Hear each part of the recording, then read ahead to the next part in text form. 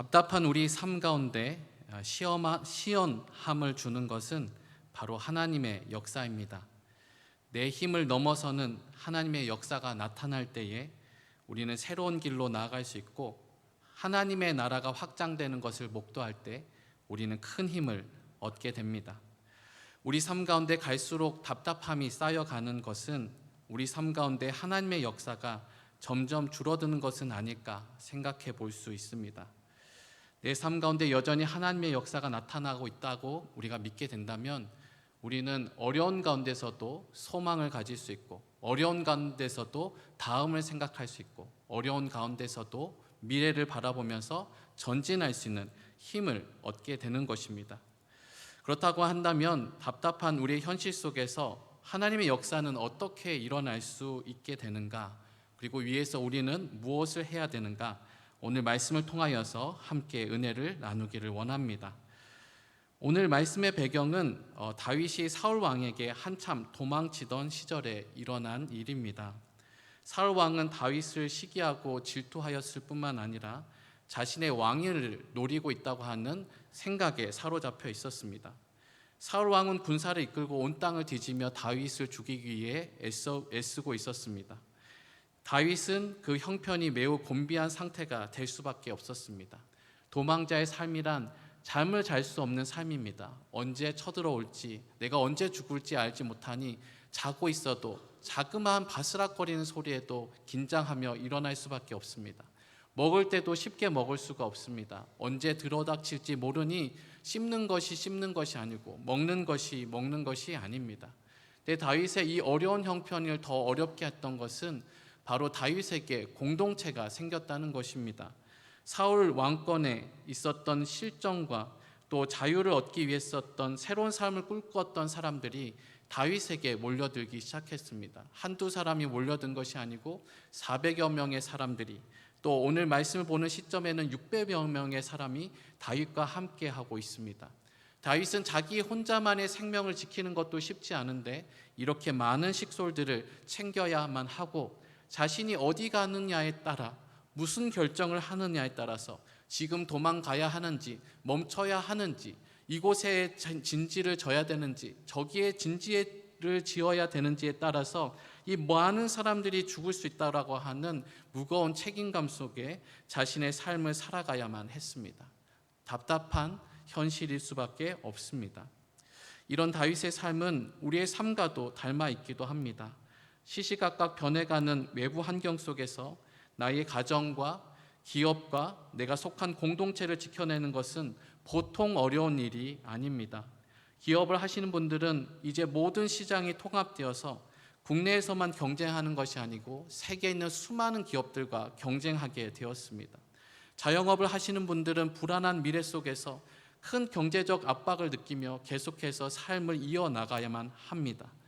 회사에 속하여 살아가신 분들도 내부 경쟁과 계속되는 변화되는 기업의 환경 속에 적응하면서 내 가정을, 내 삶을 읽어나가는 것, 다윗의 삶과 크게 다르지 않는, 때로는 답답하고 때로는 곤비한 삶처럼 느껴질 수 있습니다. 근데 이렇게 쫓기던 다윗의 삶 가운데 한 가지 소식이 들려지게 되고, 이 소식이 다윗의 삶을 변화시키기 시작합니다. 1절 말씀을 보도록 하겠습니다. 1절 말씀 같이 한번 읽어볼까요? 시작.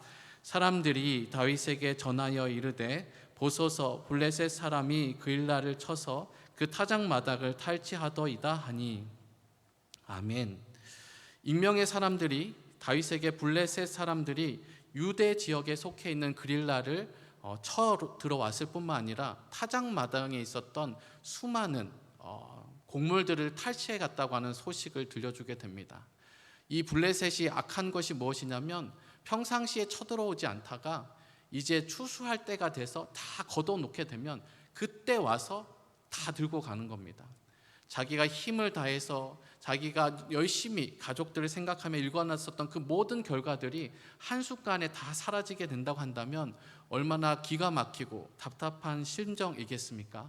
그리고 또한 이 블레셋은 이 그일라에 있는 사람들의 목숨도 위협하고 있는 상황인 것입니다. 그 누군가가 이들을 구원해 줘야 하는 상황입니다. 그런데 그 소식을 누군가가 다윗에게 가져왔습니다. 그런데 이 사실은 다윗에게 가져오는 것은 터무니없는 일일 수 있습니다. 왜 그럴까요? 다윗은 지금 도망자의 신세입니다. 그런 일을 할 만한 여력이 없어 보이기 때문입니다. 이 소식은 다윗이 아닌 오히려 사울에게 전해지는 것이 맞습니다. 사울은 그 당시에 이스라엘의 왕이었고, 그리고 백성들을 보호하고 책임지는 것은 바로 사울이 해야 될 일이기 때문입니다. 그런데 도망자 있는 다윗에게 이 땅을 구원해달라고 요청하는 것은 참으로 맞지 않은 것처럼 보입니다.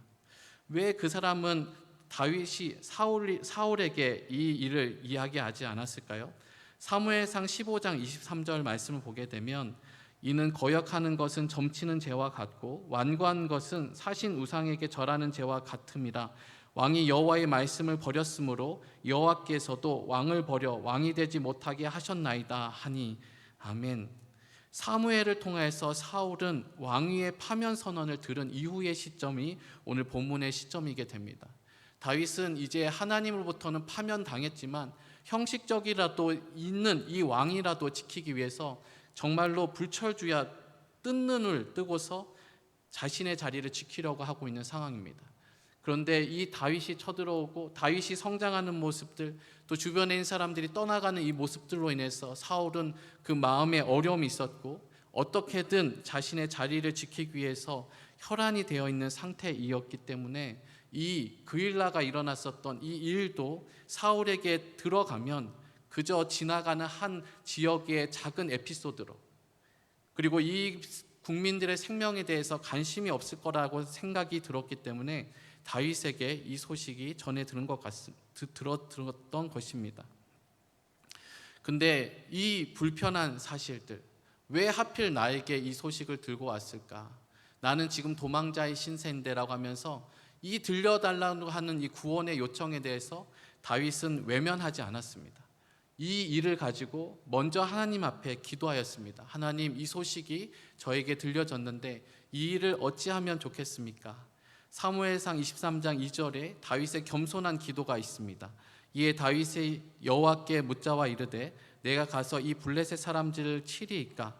여호와께서 다윗에게 이르시되 가서 블레셋 사람을 치고 그일라를 구원하라 하시니. 아멘. 하나님께서는 다윗의 겸손한 그 물음에 대해서 블레셋을 쳐서 그일라를 구원하라고 명령하십니다. 그 일을 다윗에게 맡겨주신 것이죠. 다윗은 이 일로 인해서 새로운 길이 열리게 됩니다. 어디에서 어디로 바뀔 수 있는 시점입니까? 도망만 다니던 신세에서 누군가를 구원하는 구원자로의 역할로 바뀔 수 있는 시점이 된 것입니다. 그런데 이 기도응답은 곧 공동체의 반발을 불러옵니다. 우리 지금 유다에 있는 것만으로도 다윗이요, 너무나 힘든 상황입니다. 우리가 잘 못 먹고 우리가 피폐하고 우리 식솔도 거느리는 것이 쉽지가 않습니다. 혹여나 그일라를 구원하러 갔다가 우리의 위치가 탄로나게 되면 우리는 그 자리에서 다 죽을 수밖에 없습니다. 당신이 우리의 리더이긴 하지만 그 판단은 잘못된 것 같습니다. 우리의 형편도 살펴주십시오라고 다윗에게 이 일에 대해서 이야기한 것입니다. 참모들의 모든 말은 틀리지 않은 것입니다. 지금 도망자가 남을 도울 수는 없는 것입니다. 그러나 다윗에게 끝끝내 이 말에 대해서 따라갈 수 없는 마음에 걸리는 점이 있었습니다. 그 한 가지는 무엇이냐면 바로 그릴라 사람들의 괴로움입니다. 그 사람들이 블레셋의 그 침략을 통해서 얼마나 큰 상흔과 고통과 또 생명을 잃어가는 일들이 일어나고 있다는 소식을 들었는데 그것을 그냥 외면할 수는 없는 것입니다. 또 한 가지, 이 다윗이 이 참모들의 말에 주저할 수밖에 없었던 것은 기도한 것에 대한 기도의 응답 때문이었습니다. 하나님께 기도하였더니 하나님께서 가라고 분명하게 말씀하셨습니다. 나의 판단과 공동체 여건만으로 살아계신 하나님의 명령을 어기는 것 또한 큰 불순종이기 때문에 다윗은 하나님 말씀을 무겁게 여기고 고민하기 시작한 것입니다. 다윗은 현실의 타이밍을 찾을 것인지 하나님의 타이밍을 잡아 선택할 것인지라고 하는 중요한 기로 가운데 있게 됩니다. 하나님께서 그 소식을 통해서 다윗에게 작은 불꽃을 넣어주셨습니다. 너 지금 사람을 살려야 되는 거 아니야? 지금 이스라엘 백성들이 고통하고 있는 그 목소리를 들어야 하는 것은 아닌가? 그렇게 다윗의 선택은 이 작은 불꽃을 꺼트리지 않고 더 하나님께 나아가는 선택을 한 것입니다. 많은 성도들이 또 저의 삶 가운데서 하나님의 역사가 일어나지 않는다고 한다면 우리에게 하나님의 그 불꽃이 주시지 않기 때문이 아니라 우리 가운데 작은 불꽃을 주시지만 이것이 내 삶 가운데 전면적인 방향을 이끌어가고 새로운 역사를 이끌어 나갈 수 있는 큰 불꽃으로 넘어갈 수 있는 이 중요한 계기가 되는 시점에서 다윗과 같은 선택을 하지 못하기 때문입니다. 다윗은 참모들의 반대와 또 명록치 않은 여건들과 또 많은 공동체 어려움대에서 다시 한번 선택을 합니다. 우리 4절 말씀 같이 읽어볼까요? 읽어보겠습니다. 시작.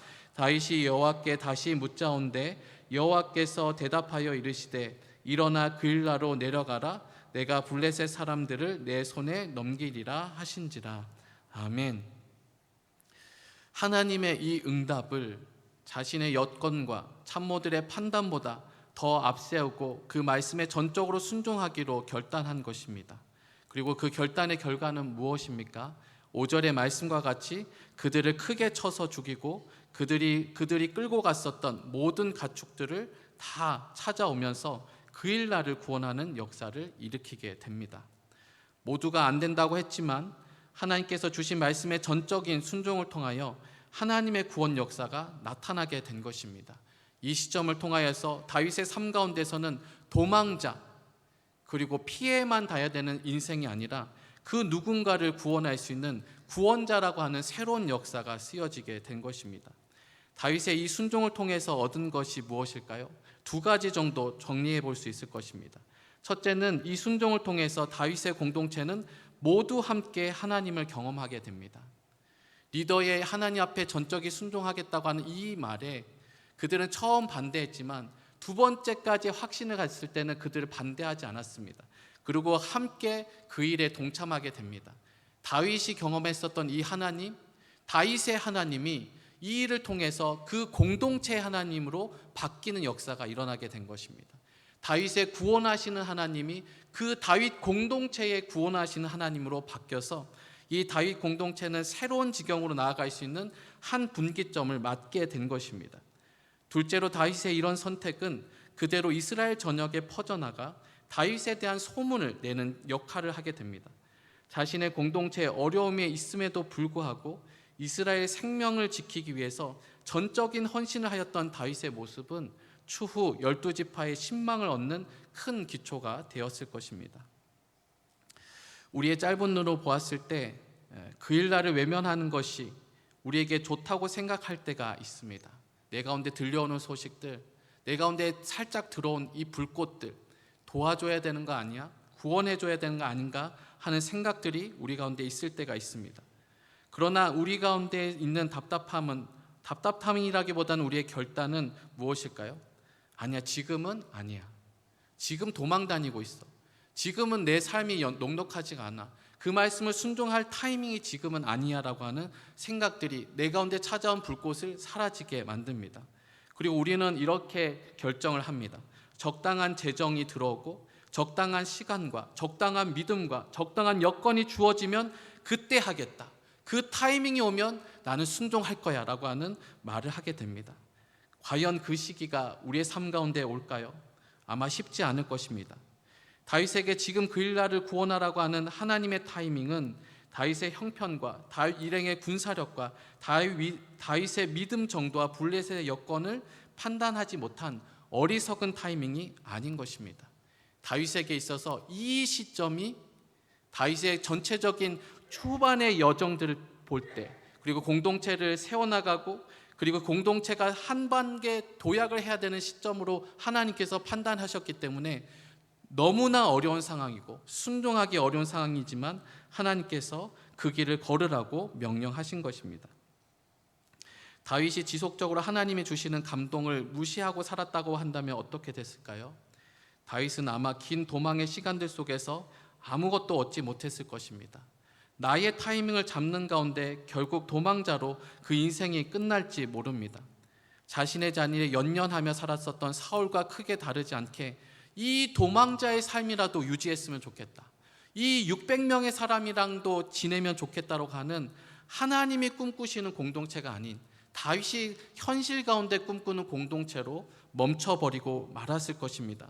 그리고 불순종은 결국 그 마음에 찾아온 작은 불꽃의 불씨까지도 잊어버려서 하나님을 따르기에는 너무나 힘이 없는 삶이 되었을 것입니다.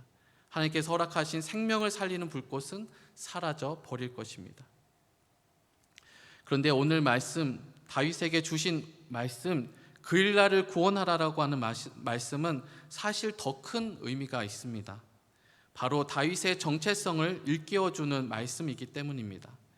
다윗아, 너가 구원하려고 살려야 할 사람은 너의 공동체만이 아니야. 너는 이스라엘 전역을 마음에 품고 그들 위해서 싸워야 될 장차 왕이 될 사람이야 라고 말씀하고 계신 것입니다. 다윗의 시야를 그저 한 무리의 공동체의 리더로 세운 것이 아니고 하나님께서 다윗을 처음 부르실 때 너가 장차 이스라엘의 왕이니 왕의 마음을 품어야 된다고 얘기하셨던 그 마음대로 움직이도록 명령하신 것입니다. 그일라에 있었던 백성들도 너의 백성이야. 이스라엘에 있는 전역에 있는 모든 사람들이 너의 백성이야. 너는 한 공동체에 있는 리더의 마음이 아닌 온 이스라엘을 품을 왕의 마음을 품어야 될 자라고 명령하신 것입니다. 그래서 너는 그일라를 구원하라고 명령하신 것입니다. 오늘 이 말씀을 통해서 우리에게 그일라를 구원하라고 우리에게도 말씀하고 계십니다. 우리에게 그일라는 어딜까요? 우리의 쫓기는 삶, 허덕이는 삶으로 인해서 내밀하게 말씀하고 계심에도 불구하고 외면하고 있는 우리의 이웃들이라고 할 수 있겠습니다. 대학생들의 경우에는 학교를 다닐 때 내 옆에 혼자 밥을 먹고 있는데 계속해서 내 마음에 걸리는 연약한 한 지체, 한 친구의 모습일 수 있습니다. 우리 어른들 같은 경우에는 최근에 큰 일을 당해서 울고 있고 괴로워하고 있다고 하는 소식을 들은 그 이웃일 수 있습니다. 어떤 분들에게는 이 부산 땅이 하나님의 거룩한 땅이 되어야 하는데 여전히 우상 숭배 가운데 빠져서 하나님 알지 못하고 하나님께 기도하지 못하고 하나님이 원하시는 방향으로 살지 못하고 하는 이 땅이 그분에게 있어서는 그일라일 수 있습니다. 그러나 하나님, 내가 기도한들 이 부산이 바뀌겠습니까? 하나님, 저 살기도 바쁜데 내가 이 중보 기도를 한들 세상은 바뀌겠습니까? 라고 하면서 하나님께서 주신 불꽃을 외면하고 있다고 한다면 바로 그일라를 외면하고 있는 것입니다. 왜 하나님께서 그들을 구원하라고 말씀하고 계십니까? 우리의 정체성을 더 크게 키워주시는 것입니다. 부산을 향한 감동을 주신 분들 순종하시기 바랍니다. 하나님께서 부산 땅을 여러분에게 허락해 주실 줄로 믿습니다. 또 여러분의 이웃을 위해서 기도하라고 하는 감동이 있거든 여러분 순종하십시오. 그 넓은 땅이, 그 넓은 이웃의 영역이 다 하나님께서 여러분에게 주신 귀한 은혜의 땅이 될 줄로 믿습니다. 우리 삶 가운데서, 우리 성도들 가운데서도 그일라에서 구원을 요청하는 사람들이 있습니다. 내 삶이 어렵습니다. 내 삶이 힘듭니다. 라고 하는 소식을 여러분이 들을 때가 있습니다. 우리도 어렵기 때문에 그 일들에서 멈추고 그 불꽃을 멈추게 할 유혹들이 우리 가운데 있을 수 있습니다. 그러나 그 요청은 우리의 삶을 넓히고자 하는 하나님의 음성입니다. 다윗이 다윗 댁에 했었던 그 음성이 그일라를 구원하라였습니다. 너는 이스라엘의 왕이야. 그 백성들도 너의 백성이야. 내가 그 땅을 너에게 줄 거야. 그렇다고 한다면 우리의 귓가에 들려지고 우리의 기도 제목이 된다는 것은 하나님께서 장차 여러분에게 무엇을 주시겠다는 뜻입니까? 그 땅을 여러분에게 주시겠다고 하는 하나님의 은혜로운 말씀인 줄로 믿습니다. 사무엘상 23장 14절의 말씀을 보게 되면 다윗이 광야의 요새에도 있었고 또 광야 산골에도 머물렀으므로 사울이 매일 찾되 하나님이 그를 그의 손에 넘기지 아니하시니라. 아멘. 이후에도 다윗은 하나님의 정한 때까지 훈련을 계속받게 되지만 하나님께서 특별한 은혜로 붙여주셨습니다. 전적으로 이렇게 어려운 가운데서도 하나님께 순종하기로 애쓴 이 다윗을 하나님께서 전적으로 지키기로 결정하신 것입니다. 자신이 세운 그 왕의 자리에 이르기까지 하나님께서 이 다윗을 돕고 하는 일들을 멈추시지 않겠다고 하는 큰 은혜를 우리 다윗에게 허락해 주셨습니다. 우리 가운데서 그 일날 내 삶의 벅차기 때문에 조금 더 한 발 나가기 어려운 그곳에 대해서 여러분께서 믿음의 발자국을 한 발자국이라도 더 나간다고 한다면 우리 가운데서는 하나님의 역사가 나타나게 될 줄로 믿습니다. 그 하나님의 역사가 나타날 때 내 삶 가운데 있었던 답답한 다윗의 공동체에게 있어서는 도망자라고 하는 정체성을 깨부시고 구원자라고 하는 새로운 지경으로 나갔었던 것처럼 내 삶 가운데 답답한 이 삶의 굴레가 쳇바퀴같이 돌름으로 인해서 내 삶 가운데 절망과 반복으로 인하여 지치는 삶이 아니라 내 삶 가운데 새 일을 행하시고 내 주변에 있는 이들이 구원받고 내 주변에 있는 사람들이 예수를 믿고 교회 가운데 변화가 일어나고 내 공동체 가운데 새로운 일들이 시작되는 것을 통해서 내 삶 가운데 소망과 기쁨이 넘치는 삶이 이 순종을 통해서 나타나게 될 줄로 믿습니다. 이 은혜를 받는 저와 여러분 되시기를 예수님의 이름으로 축복합니다.